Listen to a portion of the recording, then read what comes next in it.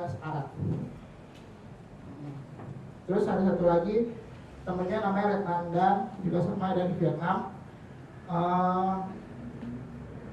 Dia deket karena gara-gara waktu itu sebenarnya Retnanda itu memusuhi dia gara-gara diselamatin. Jadi dia pengennya mati di medan perang.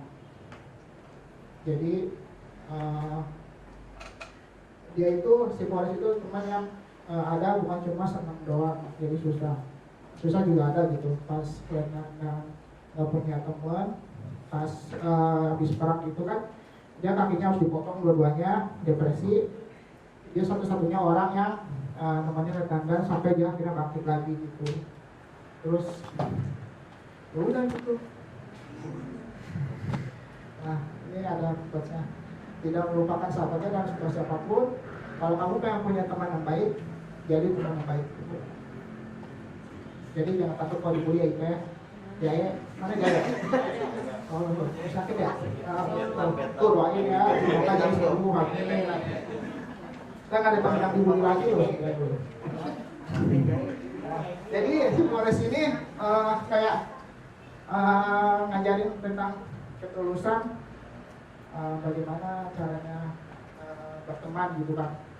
Bahkan dia sempat nyesel pas temannya itu si Baba mati di medan perang. Seharusnya dia punya waktu lebih lama untuk dengerin cerita dia. Soalnya dia punya mimpi yang sama. Enggak mimpi yang sama sih. Ya, gitu. Sampai sini paham nggak? Nah, bentar ya. Kita ada pertanyaan. Jangan aja next slide. Nah, dia juga seorang pemegang janji yang baik gitu kan. Kalau misalnya dia ada janji itu selalu ditepetin, jadi dia tepatin. Kalau bisa langsung direalisasi gitu kan. Dengan misalnya kayak kita yang suka janjinya apa ngaret gitu kan. Pernah kan kayak gitu? Pernah kan Mbak Uti? Iya, benar. Bagus sekali doang. Janji jam 3, datangnya jam 2. Jam 2-nya minggu depan. Ini ada dialognya. Nah, jadi si bapak ini sama si Forrest itu punya janji setelah dari Vietnam dia bakalan bikin usaha tambak udang.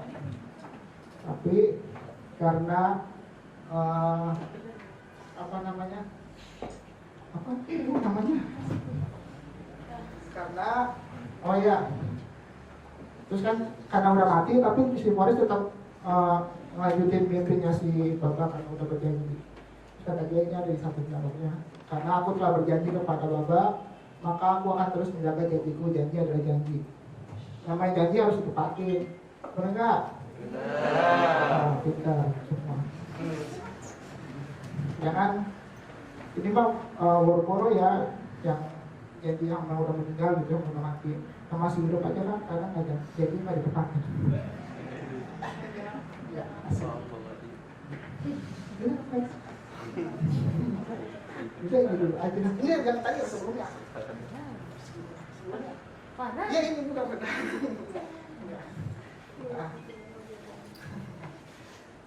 Nah, dia terus langsung lanjut bikin tambak udang kan. Si Forrestnya itu dia bikin tambak udang itu bukan buat dia. Jadi buat didedikasikan buat si bapaknya itu. Pas dia ini coba mancing udang mancing kan ya? Itu nggak langsung dapet udangnya, nggak ada lele. Jadi dia berusaha pakai cara apapun itu masih tetap gagal, sampai Retnanda itu nyaranin dia coba kamu berdoa sama Tuhan. Akhirnya doanya dijawab. Dia jadi pengusaha tambak udang dan sukses. Kalau nggak salah dia lama. Terus semua penghasilannya itu dikasihin ke keluarga si Baba. Soalnya dia kan keluarganya dari keluarga miskin. Baba itu yang tadi orangnya hitam itu ya.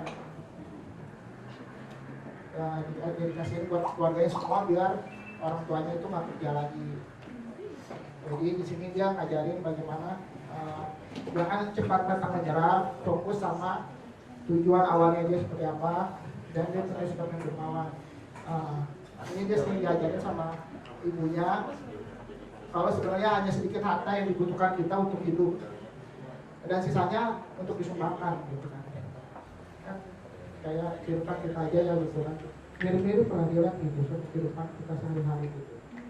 Kalau misalnya kita punya harta lebih ya harus disedekahkan gitu pada orang yang membutuhkan, bahwa sebagian harta yang kita miliki itu ada titipan harta orang lain gitu.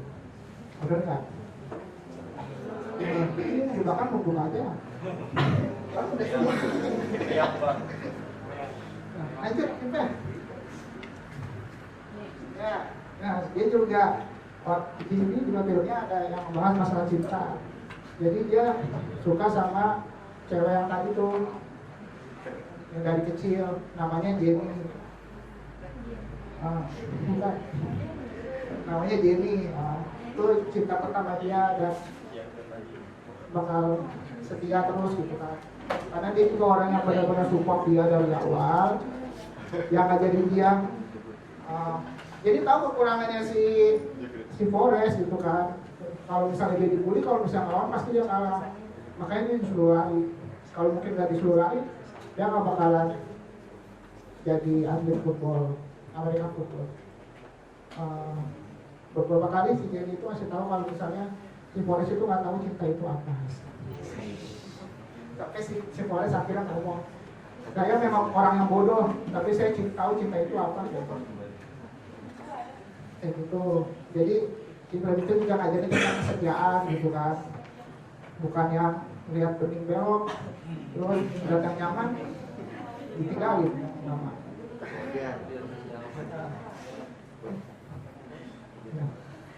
Sampai sini ada yang mau ditanyain nggak? Tuh, Bang Ahmad udah siap dipertanyakan kok adik.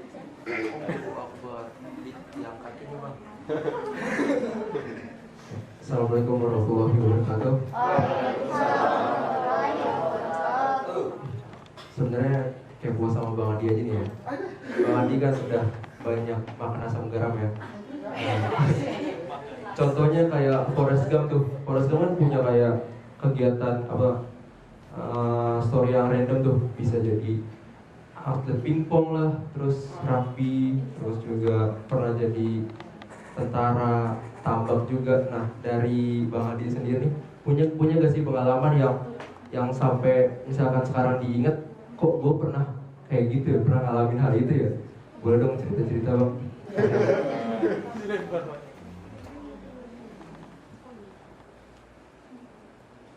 Sebenarnya iya sih, saya juga jalan. Itu Fajar juga sama. Di sini berapa kali pindah bagian Fajar? Dijalanin aja. Fajar mau ini nggak? Mau berbagi cerita nggak? Kasih lagi. Iya. Kalau dari saya sendiri ya iya saya juga jalanin aja gitu kan. Saya pernah beberapa kali pindah-pindah profesi. Saya juga dari awal pertama pernah jadi operator mesin 2 tahun, karena saya rasanya nggak cocok, jadi saya coba cari yang lain. Iya serius. Jadi kalau misalnya ada apa-apa itu jalanin dulu aja, kita nggak tahu potensi kita ada di situ atau enggak gitu kan. Kalau merasa emang udah nggak apa namanya nggak bisa nemuin potensi terbaik kita di situ, ya nggak apa-apa kita ke yang lain gitu kan. Mungkin dari Bang Fajar tadi bisa nambahin nggak?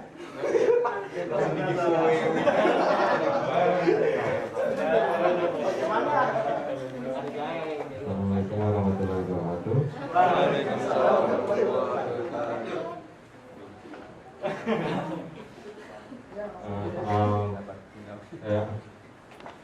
Saat di kerja di sini kan dipindah-pindah gitu ya. Kalau saya sih misalkan karena kan masuk sini juga, saya dari awal kan ingin mengetahui gitu cara kerja di bisnis itu seperti apa gitu kan. Misalkan misalkan saya belajar dari packing itu seperti apa gitu. Nah jadi saya tuh jalanin aja dulu gitu kan, walaupun capek gitu kan. Kayak di packing itu kan sampai lembur-lembur gitu kan. Kalau saya yang jalanin aja dulu, awal juga kan mencari pengalaman gitu. Kalau kita terlalu fokus gitu kan, mencari yang, wah saya tuh harus kayak gini gitu. Gak akan jalan-jalan gitu kan. Jadi mending kita mencari pengalaman dulu gitu kan, agar kedepannya itu lebih baik lagi gitu. Terus ketika saya ditawarin menjadi admin, jadi ke finance gitu. Nah saya juga awalnya mikirnya wah gimana nih, susah gitu kan. Tapi menurut saya sih karena tujuan saya dari awal ingin belajar itu seperti apa gitu kan tentang pekerjaan itu, jadi saya terima aja gitu kan di finance. Terus kemudian di offer lagi ke admin lagi gitu kan. Menurut saya ya karena itu pekerjaan yang saya bilang udah saya jalanin kan sebelumnya, jadi saya jalanin aja gitu kan, balik lagi. Terus kemudian saya dulu pernah juga dengan saya itu ngapain aja sih gitu. Kemudian tiba-tiba saya ditawarin gitu kan jadi CS gitu. Awalnya sih penasaran gitu kan kayak gimana gitu kan. Coba-coba aja gitu. Kan awalnya cari ilmu gitu kan. Jadi kalau usah perlu pandang kayak ini susah atau apa enggak, jalanin aja dulu. Karena pasti ada pelajaran yang bisa kita ambil di posisi tersebut gitu. Seperti kayak saya dulu copywriting itu apa gitu, saya nggak tahu gitu kan. Yang saya pelajari dari dulu kan hanya buat body logika itu, disuruh membuat kalimat-kalimat yang bisa menarik perhatian pelanggan itu. Menurut saya kan, karena apalagi saya orangnya kerja, mungkin saya bingung gitu. Tapi saya coba buat aja, bercoba berimajinasi gitu lah. Apa sih? Ya, apa sih yang buat orang tertarik gitu kan? Yang saya berikan itu, kalau kita belanja online kan kita respon yang kita ingin itu apa? Nah, yang saya masukkan ke dalam itu kayak seperti respon yang membuat kita senang itu apa gitu. Saya cantumkan di situ. Gitu. Terus kemudian kan saya dari dulu sering kalau di Instagram itu kayak copy paste edit gitu kan. Jadi kita mencari semua sumber dari segalanya gitu kan. Terus saya copy paste, saya edit gitu dengan kalimat saya gitu kan yang agar lebih baik lagi gitu kan. Nah di sini saya tahu gitu kan copywriting itu apa gitu ya. Walaupun masih kulit-kulitnya doang gitu kan. Seenggaknya kita bisa mempelajari, ada yang kita pelajari gitu kan dari posisi tersebut. Udah sih, ya sebenarnya.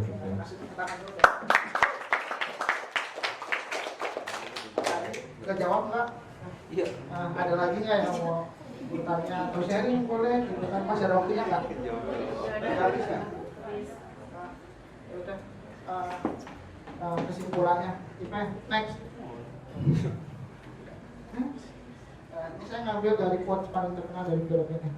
Mamaku selalu mengatakan hidup itu seperti sekotak coklat. Kau tak akan pernah tahu apa yang ada di dalamnya. Paham gak maksudnya? Jadi setiap orang itu udah punya takdir yang masing-masing.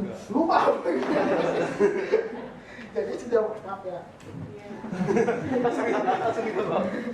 Jadi setiap orang itu punya takdir yang masing-masing. Tergantung kita sendiri bagaimana menerima takdir itu gitu kan.